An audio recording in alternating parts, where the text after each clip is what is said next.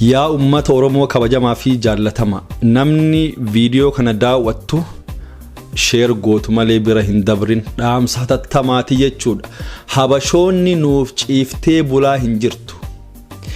Shira hedduu hojjechaa jiran as biyya Jarmanii yoo fudhanne imbaasiin Itoophiyaa harka isaatiin hiriira nagahaa lata cafacafuut la Amaaraa tawallaajooj jedhanii warra dhalattoota naannoo Amaaraa ka Oromoon fitta jedhanii guyyaa hardhaa hiriirarra oolanii kasanii yeroo biraa itti deebina sanis audio jaraa walitti qabachaati jirra.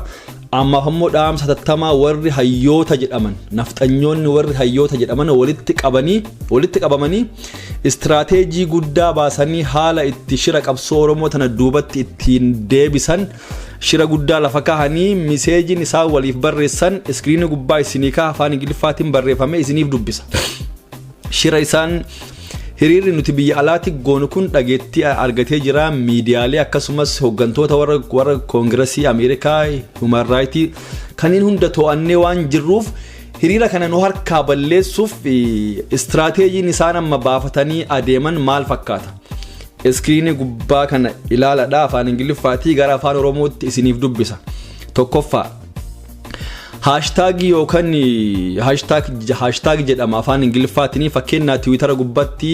waa wahii post goonee Abiyyi Mastigoo Oromoo protest free Baqqala Garbaa free all Oromo political prisoners jennee kanuti hashtag goonu jechuudha.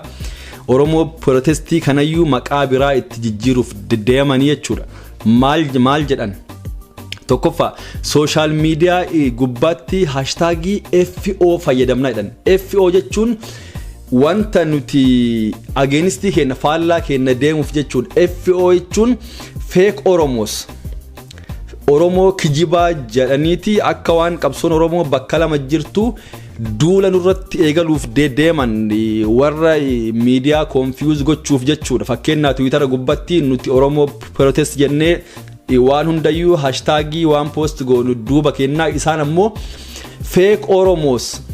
akka waan Oromoon tun bakka lama jirtu warra Itoophiyaatti amanuu fi warra akka isaan jedhanitti nu ashabbaarii nu godhuuf jechuudha.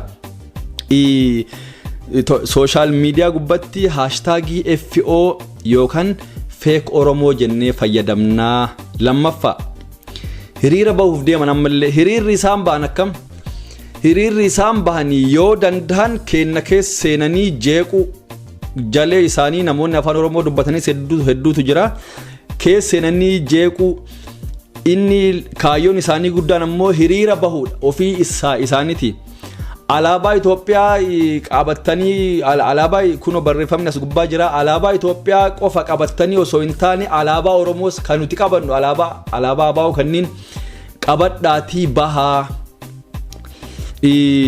Kan Oromoos qabadhaa bahaa akkasumas alaabaa naannolee biraas naannolee Itoophiyaa keessa jiran hundayyuu qabadhaa bahaa warri asitti bahee warra Itoophiyaanizimii yookaan warra maal jedhaman warra Itoophiyaa dhugaatii Oromoo dhugaatii sabaaf sablammii hundatu wajjin jira kan jedhu hiriira alaabaa naannolee biraas qabadhaa akka jedhu dhaamsa dabarsanii. Inni sadaffaan namoota dubbatan yoo maayikii argattan jedhan fakkeen kun yeroo hiriira keenya keessa seenanii beeka yeroo maayikii argattanitti dhaadannoo harkaa fuudhatii dhaadannoo hiriira keenya jeequ dhaadannoo hiriira keenyan faallaa deemu fakkeenyaa saba biraa arrabsuu ta'uun hin mala maaliifi miidiyaadhaan dabraa jira waan ta'eef wanni kuni dhaadannoo isaanii harkaa balleessuu inni biraan mallee hiriira ofii keenyaa baanu keessatti dhaadannoo afaan Oromootiin qopheessa hiriira yeroo ofii isaaniitti bahan maqaa Oromootiin jechuudha. Dhaadannoo afaan Oromootiin qopheessa barreeffamni as gubbaa jira tokkoon ilaaluu dandeettan jechuudha. Iskiriinii gubbaarra isiniif kaa'e kama iskiriinii gubbatti argitan kana dhaadannoo afaan Oromootiin qopheessa akkasumas namoonni dubbattan namoonni dhaadannoo gootan afaan Oromootiin godha yoo feetan dannasaa yoo feetan shubbisaa afaan asirra jira kun afaan Ingiliffaatti wanni barreessanii akkasitti irra aanaa waan achi gubbatti barraa isiniif gara afaan Oromootti isinii hiiku jira. Oromummaa isaanii oromummaa sobaa ta'uu mul'ifnee irra aanna suni FO fake Oromoo akka isaan ta'an addunyaatti mul'isuu qabna akkasitti irra aanna FO'n fake Oromoon maqaa isaaniiti bar hiriira amma nuti biyya alaatti goonee mootummaa bilxiginnaatti morminu kana isaan warra Itoophiyaa dhugaati nuti ammoo fake qabsoo tana hijack nu harka gochuuf Oromiyaa keessatti akkuma mootummaa nu amanetti namni 114 kadhume Oromoo Amaarri nama 47 qofa garuu ammoo boo'icha kennallee nu saamaa jiran jechuudha biyyatti illee dhumne biyya alaattis boo'icha kennas nu saamuu barbaadu ummanni kuni kanaaf of eeggannoo guddaatu barbaachisa inni bira maal jedha qabxiin itti aanu nuti Oromoo taanee itti mul'isna isaan ammoo akka Oromoo sobaa ta'an addunyaatti garsiifna dhuma irratti yeroo hiriira keenya irratti wanni nuti addunyaaf mul'isuu qabnu Itoophiyaa tokkoffaa yookaan Itoophiyaa first nuti yeroo baanu nuti Oromoo jennaa mire dhaadannooleen nuti gochuu qabnu ammallee bara hiriira isaanii bareechifachaa jiranii beeyte alaabaa lumutii qabatanii ammallee alaabaa abaa'ullee hin qabatanii alaabaa sababa salmii qabatanii dhaadannoo afaan Oromootiin godhanii sirboota afaan Oromootiin banama akkasitti addunyaatti wanti nuti mul'ifnu Itoophiyaa first jennaa akkasitti sammuu isaaniitti taphannee maraachinaa waan jarri barreeffama kana gubbatti barreessan isin himaa jira shira guddaatu qindeessummaa imbaasii Itoophiyaatiin hiriira keenya jeequuf jalqaba basaastuu nu keessa naquuf yaalii godhanii hin dandeenye ammallee hiriira gubbatti wanti nuti beeku qabnu wanni godhamu qabu qabxiilee gurguddaa hedduutu jira qabxiileen gurguddaan kunniin dhaadannoo goonu irratti maqaa saba kamuu kaasuu hin qabnu maaliifii wanni kun miidiyaan dabra goolii nutti galchaa jechuudha inni lammaffaa sababa kamiinuu namni jeequmsa uumu riizinii kamiiniyyuu namni jeequmsa uumu rakkina biraa qaba jeequmsatu uumamaa osoo hin ta'in tarii jechuudha yoo jeequmsa wayii namni wayii uumuuf yaale tarii maayikii faa nama dhaadannoo godhu harkaa butuu nama achitti rabshaa wayii godhuu barbaadu sun rakkina biraa qaba qulqulleessinee ofirraa adda baasu yookaan poolisii kennu jechuudha nama nu jeequu dhufe inni sadaffaa ammallee waan kan irra deebi'ee dubbadha hoggansa namoota hiriira san qindeessan waan isaan jedhan hordofu wal dhaggeeffachuu wal dhaggeeffannee wal jala adeemu wanni kun akkasumatti itti adeemaa jirra inni biraa ammallee dhaadannooleen godhamuu qaban wanti kun nuti akka addunyaan nu dhageettu barbaanna namoonni motivational speaker tan jechuun afaan Oromootiin geerarsa faa godhan yeroo jechuun namni boqonnaa faa fudhachuu barbaade siigalee daqiiqaa muraasa bakkana warri geerarsa godhu maaliin kunniin afaan Oromootiin haa godhu homaar kennan garuu dhaadannoon afaan Ingiliffaatii fi afaan biyya keessa jiraannuun ta'uu qaba inni biraa dhaamsi biraa ammallee namoota hidhaa jiran namoota akka Jawaar Mohammad Baqqalaa Garbaa